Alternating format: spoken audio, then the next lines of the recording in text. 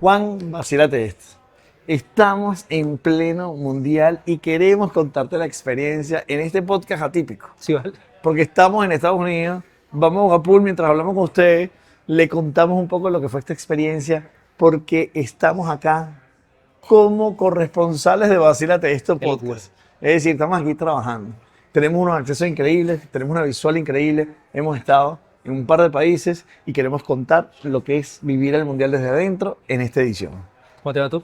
Yo me llamo John da Silva, @JohnSnacks en Mi Instagram. nombre es Juan Carlos Martínez, @JuanSofá en todas las redes, y que hoy estemos ambos vestidos de rojo con la camisa de Portugal no es casualidad, porque justo hoy estamos terminando como esta primera fase de este proyecto que hemos llamado Vacílate el Fútbol, que como bien John lo explicaba, tiene toda la intención desde que lo creamos de vivir, contar el fútbol no desde una perspectiva netamente periodística, sino todo el impacto que tiene el Mundial, los juegos de fútbol en una ciudad antes y después. Para esta fecha ya hemos visitado 2 países y 3 ciudades. Estuvimos en la inauguración en Ciudad de México, luego nos fuimos a Nueva York a ver el debut de Brasil, luego nos vinimos a Houston, vimos el debut de Portugal, y la reflexión va alrededor de todo lo que tiene que ver con tecnología, gastronomía, celebración, innovación. Primer mundial que se juega con 3 países como sede oficial, y esto va a este podcast jugando pool un ratico. Yo empezaría, Juan, con la organización. Llegamos a México. Llegamos al día inaugural. Primera cosa que me llamó la atención, el estadio espectacular, pero antes del estadio, la organización un poquito desastrosa. Todavía se estaban terminando cosas, había letreros no puestos, Sí. a última hora había obras, estaban sembrando flores, es decir, después de tantos años, todavía México no estaba preparado para ello. De hecho, recuerdo que el día Soy rayado, Dale, pues. entró una rayada. De hecho, recuerdo que el día que llegamos a Ciudad de México, también habían varias manifestaciones. Había como, obviamente, mucha alegría de una parte de la población y de la sociedad por lo que estaba sucediendo, pero el día que salimos a la inauguración, al estadio, 6 de la mañana, parecería habían convocadas 6, 7 marchas. Sí. Había como muchas quejas uno pensaría que un mundial trae muchas cosas positivas, y yo creo realmente que es así, pero bueno, un mundial que ha sido controversial, sobre todo en México. Sí, pero luego, después de haber pasado esa experiencia, ir al Estadio Azteca es una locura. Sí. Pero del Azteca me impresionó porque ahí jugó Pelé, ahí jugó Maradona, ahí se inauguró este mundial, 3 mundiales. Pero lo que yo más me llevo del Azteca es la gente, Juan. La gente que a su vez también hizo un caos.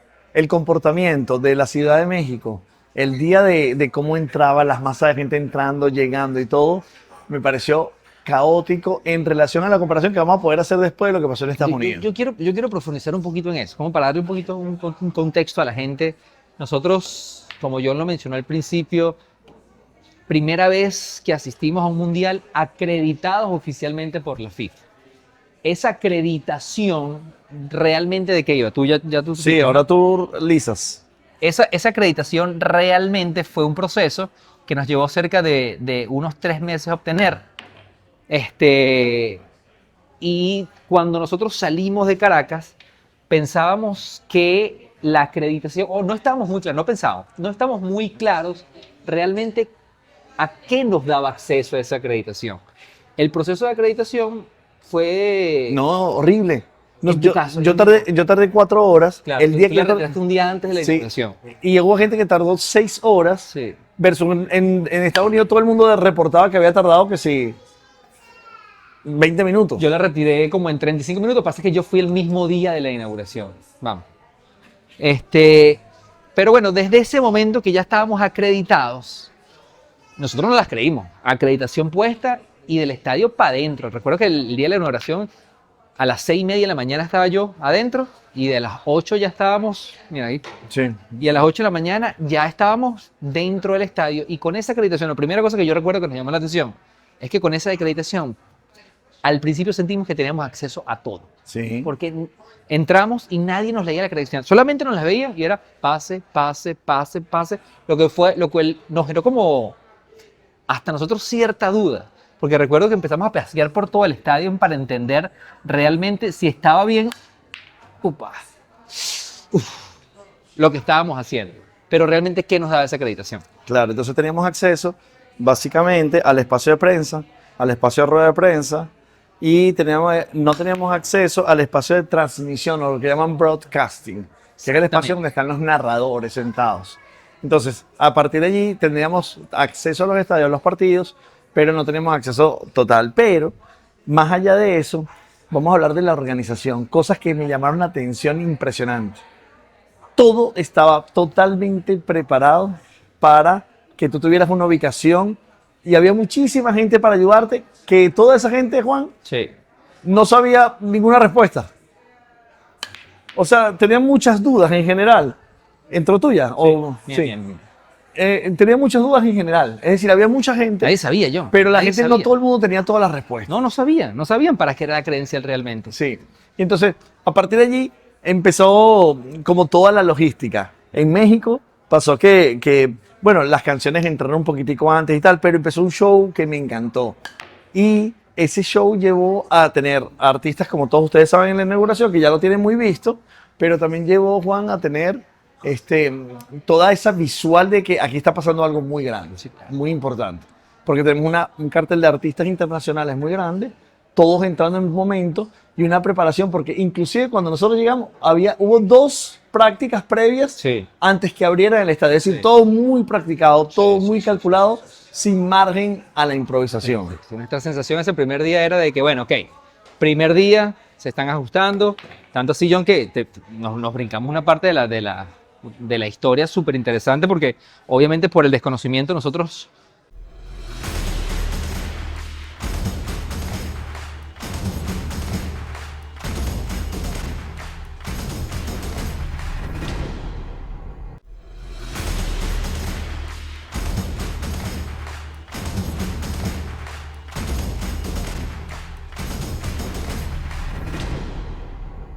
Como acreditados de medios, nos sentamos bueno, en el booth de prensa. Sí, donde están las personas que narran el partido. Exactamente, y ahí estuvimos, bueno, al lado de personas que hemos admirado toda la vida y no hubo nadie que nos parara de ahí, no nos preguntaron. De hecho, nos encontramos con un uruguayo unas semanas después y él también nos comentó lo mismo, que él se sentó, de hecho, en una sala privada, transmitiendo salas de aire acondicionado y nadie vino y lo sacó de ahí.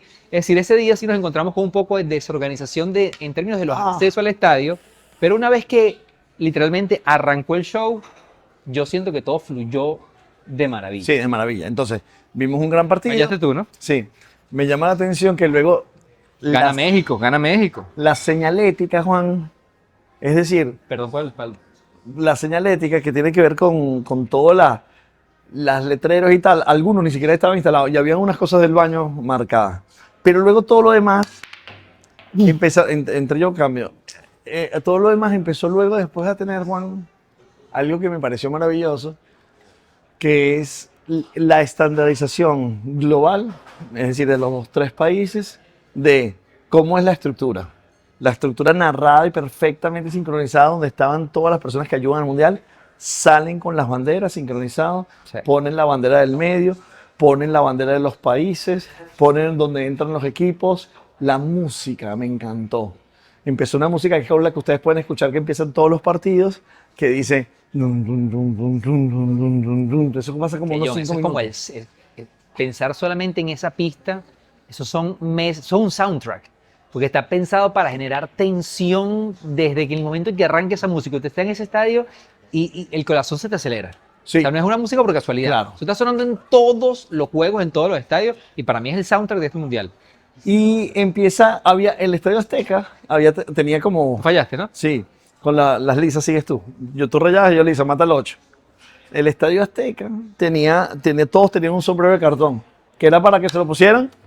Y los mexicanos, como son los mexicanos, que son unos divinos, muy, muy divertidos, empezaron a tirar los sombreros y eso generó una escena Sí, por sí sola sí. muy particular. En este podcast no vamos a hablar de fútbol, No, vamos a hablar de las cosas que vinimos a hacer, que explican este proyecto, que tiene que ver con contar la parte interna del fútbol desde el punto de vista de unos creadores que están haciendo cosas acá, ¿no? cuando salimos del estadio, ahí inmediatamente te diste cuenta que la manera en que se vive el fútbol en Latinoamérica es bastante particular. A mí no me deja de sorprender. Estamos a una semana de haber vivido eso en este momento y la celebración de la ciudad, John. Yo no he estado, no he tenido nunca la oportunidad de estar en la final de un mundial. Y yo creo que si México ganara este mundial, no tengo ni la más remota idea cómo reaccionarían. Porque ese día la ciudad se volcó. El juego terminó como a las 3 de la tarde. Sí. Y eran las 2 de la mañana. Y nosotros nos quedamos en una zona bastante céntrica. Sí, en Reforma. Y eran las 2 de la mañana y eran carros pasando, gente gritando, gente celebrando, todos los restaurantes abarrotados. O sea, el furor de las tarimas, la música, o sea, era absurdo, era increíble ver la emoción de los mexicanos, haber celebrado no solamente que la apertura del Mundial se hizo en su país, en su ciudad, sino que habían ganado ese juego y se lo disfrutaron como si fuera la final del Mundial. Yo creo, Juan, que eso es lo que yo más destaco de la experiencia mexicana. Para mí, lo glorioso de México, el Azteca es increíble, haber estado en la inauguración es un insólito, pero realmente lo potente es la gente. Increíble. Y yo creo que el Mundial es para la gente. Y aunque este Mundial ha tenido mucha carga de cosas que no me gustan en términos comerciales, Bueno, que contradice eso, que sí. la gente en México fue hermosa. Fantástico. La celebración, la fiesta. Fantástico. Y, Juan, lo que pasó luego en la celebración que tú acabas de hacer mención en Reforma es insólito. Solamente vean acá un fragmento de algunas cosas que pasaron ese día en México. E incluso unas que nos pasaron a nosotros. Viendo eso, podemos mostrar, Juan, que terminamos cantando El Rey Mariachi en Reforma en un concierto, en vivo. Arriba montada como si fuera la celebración Todo el final. mundo amigo, todo el mundo celebrando la vida. Los videos en Instagram ese día y en TikTok eran una locura, o sea, gente que cargaba a los policías, o sea, la alegría era demasiado auténtica, o sea, yo creo que lo colorido que cuando uno piensa en México y uno ve cómo México representó este mundial, lo colorido que es México, que por cierto me encanta su camisa, Sí, la blanca es hermosa. ese colorido se refleja en la alegría del mexicano, en cómo se han vivido desde el día uno todo este mundial. Entonces, obviamente había mucha celebración, sigo con eso, había mucha celebración y ahí vimos como efusivamente un país celebra una victoria. Entonces, una organización un poco caótica, Sí. un estadio sin terminar, un estadio monumental, increíble, hermoso, fantástico, Bello, bello. una estructura increíble de revisión de la FIFA, que se veía ahí muy potente, con una forma muy laxa de controles de manera Es una interna. buena manera de decirlo, relajado. Relajado. Y Relajado en términos de exceso. la celebración insólita y maravillosa. Y ese es como que un Y la cierre calle, la de calle, lo que la fue México. celebración. O sea, todo fue bellísimo para inmediatamente mudarnos, porque apenas estuvimos en Ciudad de México, John estuvo 3 días, yo 2. Inmediatamente, uy, gracias, gracias, saca eso. Inmediatamente nos mudamos a la ciudad de Nueva York. Nos fuimos desde la Ciudad de México a la ciudad de Nueva York buscando ver el debut de la selección brasilera contra Marruecos. Primeras impresiones cuando llegamos a Nueva York, bueno, desde que aterrizamos en el aeropuerto, hay algo que nos llamó la atención, que vivimos mucho en México y no hicimos mención de eso, es que más allá de la organización, más allá de la celebración, de la gente, del ánimo, el tema de cómo la ciudad aprovechó desde la perspectiva de marketing el mundial era absurdo. Toda valla, toda marca, toda la ciudad había tomado provecho del mundial. Cuando llegamos a Nueva York, yo tenía las expectativas de ver el aeropuerto igual vestido, toda la ciudad llena. Íbamos a Nueva York, íbamos a estar en Times Square. O sea, todo el mundial. Y la realidad es que nos encontramos con una verdad un poquito diferente. Desde el momento en que pisamos Nueva York, ya se sentía un ambiente diferente. No es una ciudad impregnada del espíritu del fútbol, que es lo que a mí me enamoró cuando fui al Mundial en Rusia. ya no lo sentía tanto. Solamente empecé a vivirlo cuando llegamos a Times Square, que estaba toda la celebración de los brasileños. Pero en México eran los mexicanos. En Times Square eran los brasileños. Es decir, en Times Square no eran los americanos. Sí, exactamente. Es decir, el fútbol en Nueva York fue de las personas que fueron a ver el fútbol, no de la gente que vive en Nueva York. Exactamente.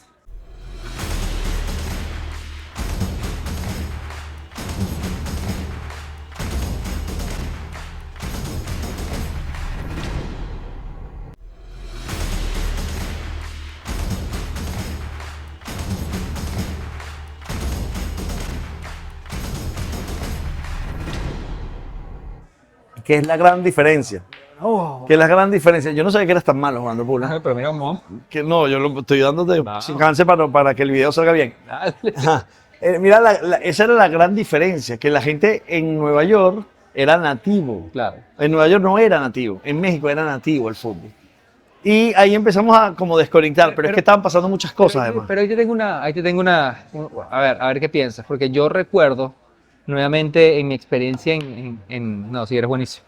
Mi experiencia en Rusia era que, o sea, tú ves el mundo viajando a ver sus países. Sí. O sea, a mí lo que me llama la atención de lo que tú estás diciendo es que sí, días antes habíamos visto a la selección, a la hinchada argentina en Nueva York, estaba la hinchada brasilera, en estos días volviste, estabas viendo la de Francia, o sea, ahora no ves la americana. Es decir, sí, se abarrotan las ciudades de la gente que viaja a un mundial, pero la hinchada americana, es decir, el país, si bien el fútbol ha venido creciendo, todavía no, el mismo país no te lo transmite. Bueno, Juan, pero nada más te cuento que antes de empezar a grabar este Exactamente. episodio, un señor Allá sentado, está ahí norteamericano nos increpa y nos dicen de qué equipo son, y le decimos de Portugal. Y me dice, ah, qué bien, ¿y contra quién jugaron? Es decir, no tenía ni idea de quién estaba jugando ni todo. No, vale. Y de hecho preguntó, muy mal. de hecho preguntó si estaba, o sea, preguntó si,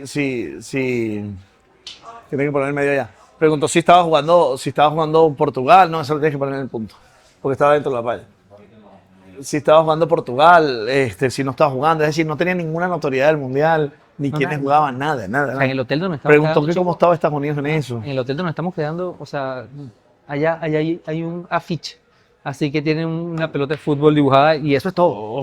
O sea, pero bueno, eso estamos llegando a Nueva York. Sigamos con nuestra experiencia en Nueva York. Sí, entonces, bueno, luego en Nueva York vamos al estadio de nuevo. O sea, con esa misma experiencia de lo que pasaba en Ciudad de México, pero esta vez en Nueva York. En Nueva York, el estadio sí sentimos una perfecta organización. Cuando llegamos al estadio de Nueva York, un estadio imponente, gigante, Sí. no tan nuevo, un estadio como el Azteca probablemente, más nuevo, pero de esa misma Bueno, estructura, de retocado concreto, para el mundial, sí. tal, pero internamente muy potente, muy bello, pero todo muy organizado. No, bueno, yo. Todo salía perfecto, todo estaba bien puesto, todo el mundo estaba más control, más o menos tuvimos el mismo acceso, pero teníamos más control, más gestión. Bueno, destcar que habilitaron el metro, una línea totalmente de metro y tren el tren gratuita para llegar al gratuita estadio. para llegar al estadio. Habilitaron para que tengas el mejor acceso. Y luego, lo primero que me llama la atención, que es obvio, pero me llamó la atención, pero es obvio. Toda la señalización es idéntica. La Sí, vale. tipografía, el color, Estandarizado la todo. forma, los señalizadores. Es así. Cuando es de prensa es amarillo, el del público en general, la forma de cómo están los códigos, todo es exacto. Y en la parte de prensa, cada espacio estaba exactamente igual. Es decir, todo estaba totalmente estandarizado. Mira México, al día siguiente Nueva York, y los aparatos que usaban, es decir, la tecnología para escanear nuestras credenciales y todo, era la misma. De hecho, es ahí donde nosotros entendimos realmente cuáles eran las limitaciones, el alcance de nuestra acreditación, porque realmente fue la primera vez que nos escanean nuestra acreditación y nos dicen, ah, ustedes van a la tribuna de medios. Y ahí es que nos explican realmente el alcance. Sorpresa para nosotros es que nos damos cuenta que si bien tenemos acceso a toda la área de prensa, donde están todos los reporteros, donde todo el mundo está trabajando, donde se están transmitiendo las señales, las imágenes, se descargan las fotos, se selecciona todo, incluso es donde los seleccionadores hacen al final la rueda de Depende del prensa. estadio porque nos dimos cuenta después que no en todos Sí, los esa estadios. es la realidad de aquí. Ahí es donde nos dicen, ustedes tienen acceso a todo esto al estadio, pero no tienen un puesto asignado. O sea, no Claro. tienen un asiento dentro del estadio. Tienes Sí. todos los accesos, Sí. pero no tienes tu silla. Ok, entonces estamos Estamos en el estadio y vuelve la organización a hacer lo mismo. Vuelve a hacer claramente la música, toda la música es igual en todos lados. Vuelve a hacer, vuelve a hacer la misma entrada. Los voluntarios están vestidos de la misma manera, lo que es lógico, pero aquí todo funciona al reloj, perfecto. Impecable. Hora a hora, sincronizado Muy de americano. manera perfecta. Muy americano. En México funcionó muy bien también, pero tuvo algunos detalles. Y aquí ya se vio como una estructura como menos improvisada. En México, en el Azteca le estaban poniendo las flores el día antes. En la mañana estaban terminando de instalar. Ese día llovió, además que la hizo más épico. La bandera todavía la están colocando. Y ya empezó a llamar la atención la tecnología. La tecnología me empezó a llamar la atención. La tecnología de la transmisión, porque no nos damos cuenta. Nosotros vemos que empieza la transmisión, aparece un periodista y empieza a hablar. Pero lo que no nos damos cuenta es lo que está pasando para que eso suceda. ¿Qué fue lo que pudimos ver? Cámaras, cables, conexiones, internet banda ancha, técnicos, una batería de personas trabajando para poder hacer la transmisión posible para que el mundo, 1.5 billones de personas que vieron la inauguración, puedan ver lo que está sucediendo ahí en tiempo real. Tiempo real relativo, hay un delay como unos 12 segundos. Sí, sí. De hecho, esto que comenta John, a ver, la referencia que uno tiene es cuando uno ha ido a un juego de béisbol ahí en Caracas y uno ve la zona de la móvil. Pero imagínese eso por 1000. O sea, lo que llaman aquí el broadcast, la zona del broadcast. Donde están Broadcast todos, compound. El compound broadcast. Donde están como una cantidad de trailers, además de todos de cada una de las representando los diferentes canales deportivos del mundo, una cantidad de antenas, una cantidad, la cantidad de consolas, o sea, el despliegue humano es absurdo, la cantidad de camarógrafos, o sea, yo creo que yo puedo decir, bueno, estuve leyendo que cerca de 2.500 personas tienen la misma acreditación que nosotros, cuya responsabilidad es solamente hacer la cobertura del tipo de contenido que nosotros hacemos, porque luego hay gente que tiene coberturas deportivas. Claro, pero están disgregados en 15 estadios. Sí, totalmente. Ahora, el problema va a ser cuando sea una semifinal y una final. Papá, porque papá. todas esas 2.500 personas van a querer estar allí, ¿no? Estamos todos disgregados. Entonces ahí tuvimos como que, ok, ya hubo un cambio. Luego, ese día que estuvimos en Nueva York, terminó el partido fue Brasil-Marruecos, la fanaticada brasilera es muy divertida.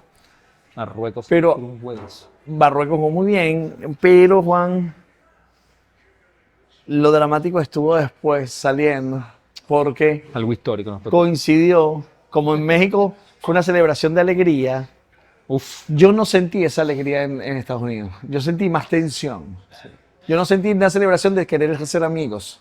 Yo sentí o sea, en la calle había fanáticos del fútbol, fanáticos del básquetbol, porque esa noche los New York Knicks salieron campeones de la NBA, pero además había gente de la ciudad. La gente de la ciudad no estaba en el mood de los fanáticos del fútbol. Bueno, de hecho yo me atrevo a decir, John, bueno, hay dos factores que vivimos. Obviamente un Brasil que el día anterior habíamos tenido la oportunidad de verlos en Times Square y estaban extremadamente animados, pero ese día empataron y de hecho hicimos un clip de eso donde los brasileños salieron cabizbajos. O sea, las barras no fueron a celebrar a ningún lado, pero además ese día para el neoyorquino se estaba viviendo historia. Entonces, para el neoyorquino, la gente del Mundial de alguna manera estaba interrumpiendo su posibilidad de celebrar algo que tenían 53 años esperando, que literalmente pasó ese día. Y Times Square realmente me pareció un caos. No. Desagradable, abrumador. Caótico. Luego, obviamente, estuvo no tan divertido como estuvo Reforma. Obviamente no se cantó el Rey en Reforma, pero allá en Times Square, pero sí hubo como esa sensación de no amabilidad, no de simpatía. Y terminó totalmente en un caos frenético la ciudad de Nueva York. Y ganó Juan la primera partida.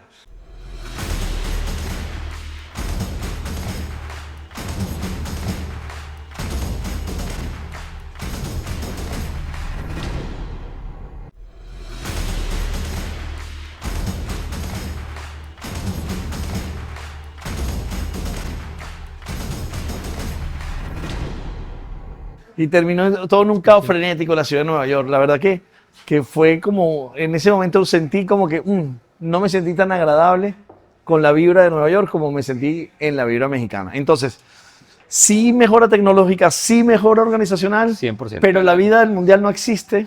El ambiente bajó 10 niveles. Bajó 10 niveles y 10 luego la niveles. celebración fue hostil, no fue una celebración tan divertida de alguna manera. Entonces creo que ahí hay como un par de diferencias significativas que parecen ser determinantes, que es que mucha mejor energía. A mí me encantaría que todo el mundo lo hubiera sido en México, la verdad. Claro, es que yo pensaba, yo en ese momento, para ese Por el momento fútbol me encantaría que fuera México, pero por la organización, Estados Unidos. Estados Unidos. Es decir, un mundial en México organizado por gente con experiencia con Estados Unidos. Pero realmente cuando nosotros salimos del juego de Nueva York, yo pensaba que todo lo que estábamos viviendo era, bueno, se estaba viendo opacado por el tema de los Knicks. La realidad es que luego de Nueva York salimos a Houston. Bueno, de hecho, vale acotar la anécdota de que nosotros teníamos programado ir a Dallas porque íbamos a ver Países Bajos contra Japón. Sí. Y faltando horas para salir de Nueva York, justo en pleno caos, cuando estábamos tratando de llegar a nuestro hotel, que tuvimos que caminar y caminar y caminar, porque toda la ciudad estaba cerrada. 22.000 pasos ese día. Una locura ese día, la caminata, el caos en la ciudad. Fue un día de sentimientos encontrados. Pero inmediatamente nos llegó un correo electrónico diciendo que nuestro vuelo para Dallas estaba cancelado por una tormenta eléctrica. Entonces tuvimos que reprogramar el viaje directamente a Houston. Lisas otra vez. Lisas. Para esperar aquí durante 3 días a esperar el debut de la selección de Portugal. Ahora, ¿cómo es esa vibra comparada de Nueva York? Venimos de México, furor. Nueva York, mucha más organización, espíritu futbolístico un poco más bajo. Y caos. Y caos total. Y energía un poco diferente. Y llegamos a Houston. Obviamente son ciudades distintísimas, pero en Houston sentimos como que un slowdown. No, bro. Hiper slowdown. El ambiente de fútbol era totalmente nulo, algo que no dijimos y que quiero decir. En Nueva York, en México, había 12.000 vallas alrededor del fútbol. 1.000 campañas y 1.000 marcas alrededor del fútbol. En Estados Unidos, en Nueva York, un par de ellas. Y hay una que se come todo. Y en Houston, casi nada, Juan. Casi nada alrededor del fútbol. No existe. El fútbol es de la comunidad de la República del Congo, que fue como un 5%, y el 95% de los fanáticos de Portugal, que Son la mexicanos. mayoría eran mexicanos. Exactamente. Y casi todos tienen la camisa de Cristiano Ronaldo. Claro, y eso significa que la ciudad de los nativos no estaba viendo el fútbol. O sea, lo cual a mí me ha abierto un poco esa realidad que, obviamente, cuando uno ve el efecto del Inter de Miami y sí, uno ve la evolución del fútbol en Estados Unidos, pero John, o sea, esto es un país que está lejos, pero muy, muy, muy lejos de considerar al fútbol como uno de sus deportes realmente de alto interés. Sin duda alguna. Nada, en esta ciudad, ahorita que estamos en Houston, nada. O sea, en este hotel literalmente hay 2, 3 afiches. Como si venga un 2x1 esta noche. Bueno, literalmente eso es como anuncian el Mundial. Sí, hay una pantalla grande con el partido, pero es como... Y las personas que están viéndolo te preguntan, ajá, así como nos ven con la camisa de Portugal, nos empiezan a hacer preguntas del Mundial que no... Realmente lo que es muy pregunta raro, un Juan, Mundial y vivir eso. Eso lo sí que es muy pregunta raro. Juan es qué equipo es ese. Exactamente. No saben qué equipo es la camisa de Portugal. Entonces, la ciudad no lo está viviendo, en la ciudad no hay mood, en la ciudad no hay energía de fútbol, Ahora, cuenta la experiencia del estadio de aquí. pero llegamos al estadio. No. El estadio de Houston es espectacular. Y yo diría que de los 5 millones de procesos que tuvieron que suceder durante el partido, de entre seguridad, personas, venta, tal, 5 millones fueron perfectos, sincronizados, insólitos, hermosos, cuidados, absolutamente impecable. Y el nivel, Juan, de apoyo logístico, de seguridad y de control del que había en el estadio es insólito. Sí. No podíamos dar 2 pasos sin que nos preguntaran, ¿usted qué está haciéndose? Lo cual habla muy bien de la ciudad de Houston en la organización. Yo creo que la ciudad de Houston y la organización de Houston es un estándar absoluto de calidad. Me atrevo a decir que es de los primeros de los estadios más bonitos e imponentes en el que yo he estado. Cerca de 73.000 personas habían hoy. Nosotros también llegamos como 2 horas antes del juego. Ya había mucha gente, para ser sinceros, había mucha gente ya de medios cuando nosotros llegamos. Y desde el instante que estuvimos nosotros hasta cuando estaban las 73.000 personas, usted se movió un paso para una zona que no era y habían 3 policías, 3 personas de seguridad que te preguntaban tu credencial, no, usted va a hacer aquí, no, usted va en esta zona, no, usted va en esta zona. Todo extremadamente organizado. Además, un estadio imponente con ese domo cerrado que además leíamos hoy que es llegó a ser uno de los primeros estadios en Estados Unidos que tiene esta tecnología. Bueno, son 2 tecnologías importantes. Uno, la de domo, que se puede abrir y cerrar dependiendo del clima. Y segundo, la aclimatización del estadio es una locura. La humedad en Houston, para la época donde nosotros estamos, es altísima. El calor increíble dentro del estadio. Todo el estadio, 21 grados. Perfecto. Además, de hecho, donde estamos sentados nosotros, frío.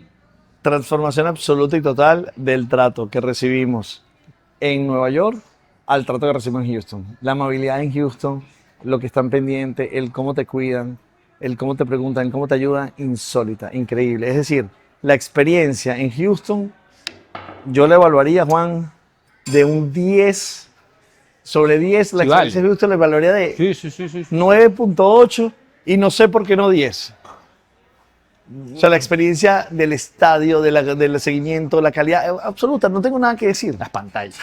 Pantallas O impresionantes. sea, La todo. tecnología que está involucrada en esto. Yo quisiera Sí, saber no, cuál es de la manera. capacidad de conexión, de velocidad de conexión que tiene ese estadio a nivel de internet. Eso una de las cosas que uno siempre ha pensado, y bueno, que siempre, yo hasta el día de hoy había vivido, incluso nos pasó en el Estadio de México, porque eso es otra cosa. O sea, tú entras a la sala de prensa de México y hay una zona de Wi-Fi, que es el mismo Wi-Fi estandarizado para todo, la misma clave. En Nueva York, la Ya, misma todo, clave. todo. Me imagino que así estará pasando en todos los estadios.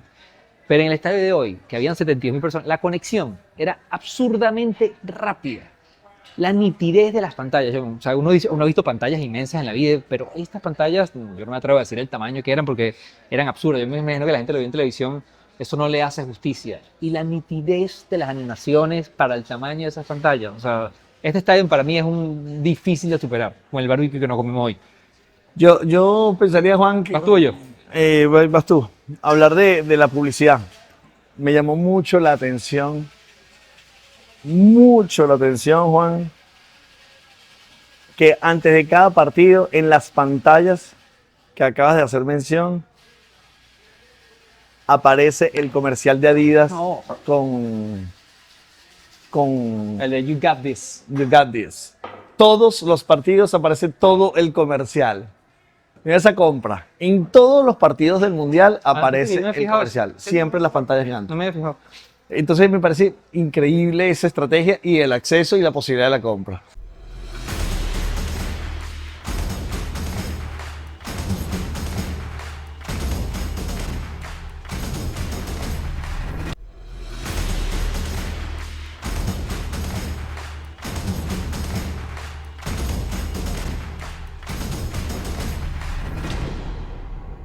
Eso luego, obviamente ves las vallas tradicionales alrededor del estadio Sí.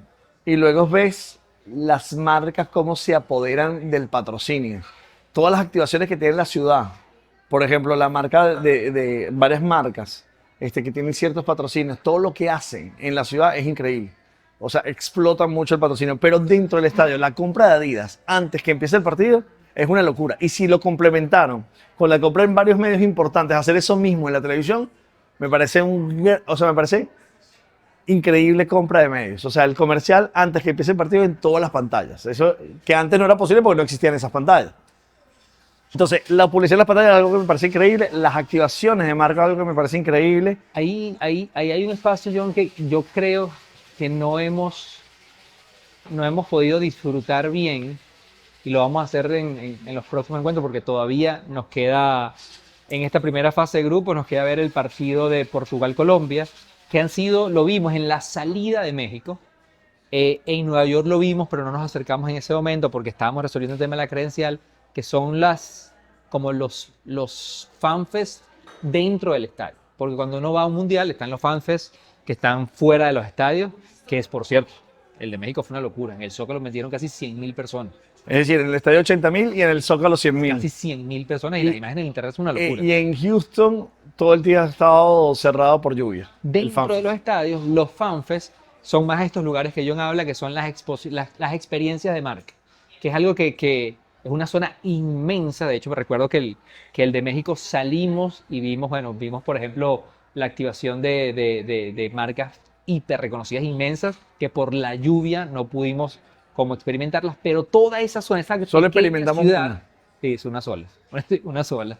Esa pequeña ciudad que se construye en la entrada del estadio es aprovechado no por un stand, o sea, es un despliegue absurdo, inmenso, son como casas. Y por eso lo llamo como pequeñas ciudades de marcas antes de entrar al estadio, que es muy diferente a lo que son los fanfest que están en las afueras de las ciudades. En México, vienes tú, en México, vienes tú.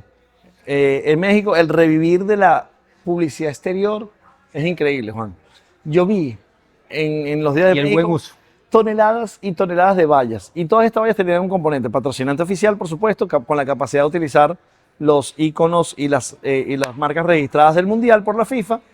Y luego, Juan, muchísimas patrocinios con jugadores, muchísimos talentos, Sí. jugadores y exjugadores. Es decir, todas las vallas tenían un jugador o un exjugador con la marca patrocinante. Es decir, el uso del talento. Muy, muy constante en las empresas de publicidad el uso del talento. Y cuando vemos los comerciales de televisión que hemos visto en el Mundial, el de Adidas, el de Nike y tal, también está.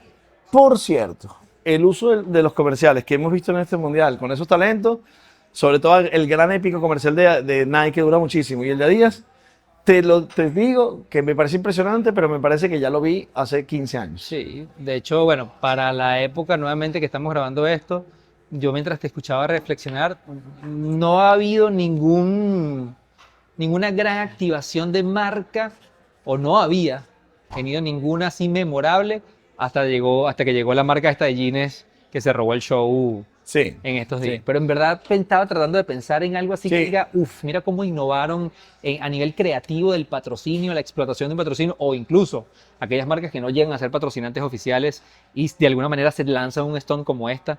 No recordaba ninguno y no he visto nada impresionante en términos de publicidad. Vamos a ver esta imagen donde vemos la publicidad que hacía referencia a Juan de la campaña de la Buen marca show. de jeans.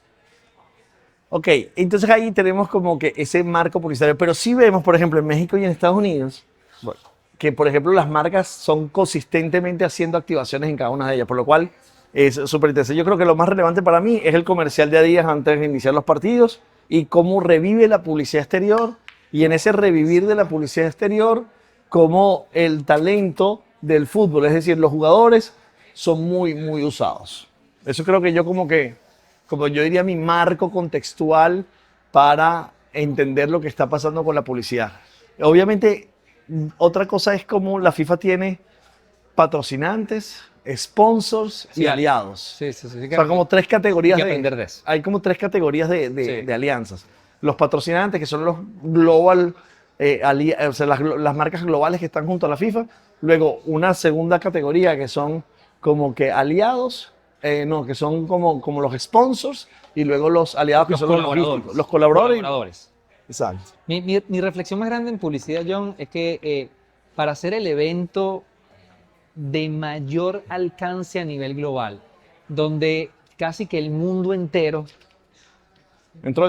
entró, Sí, sí. donde el mundo entero está viendo el mundial de una forma u otra, está siendo impactado, yo creo que le falta un poquito de creatividad. O sea, yo no para Sí. pagar tanto dinero, estamos hablando que se van a recaudar cerca de entre 11 y 14 mil millones, obviamente por diferentes rubros, pero se habla de que el principal rubro tiene que ver con los derechos de transmisión, el segundo rubro tiene que ver con la venta de las entradas y el tercero es el tema de publicidad. Entonces, si las marcas desembolsillan tanto dinero, hace falta saber o evolucionar, no saber, evolucionar la manera en que se le saca provecho a esas inversiones. Hasta ahora en lo que he vivido yo con el Mundial. Una cosa, Juan, que nos falta allí, que es parte de la publicidad y parte de los ingresos, es las camisetas. No. La experiencia que vivimos en las camisetas.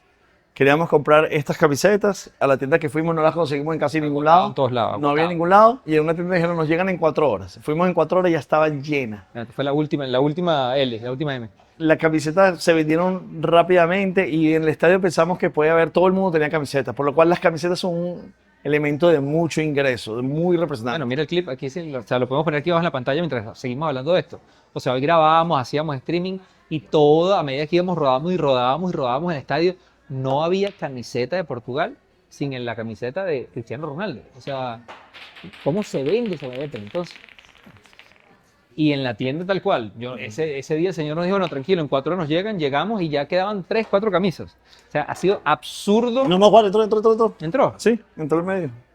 Revisa eso ahí, Daniel. Pasa que se cayó esto, dame como esto. Y nuevamente, muchos mexicanos, eso es algo que me llamó la atención. Muchos mexicanos, de hecho, apoyando y cantando canciones mexicanas hoy en el partido de Portugal, pero todos con su camiseta de Portugal de Cristiano Ronaldo. Ajá, Juan, y entonces ahí es ese espacio de la inversión publicitaria que tiene que ver con las camisas.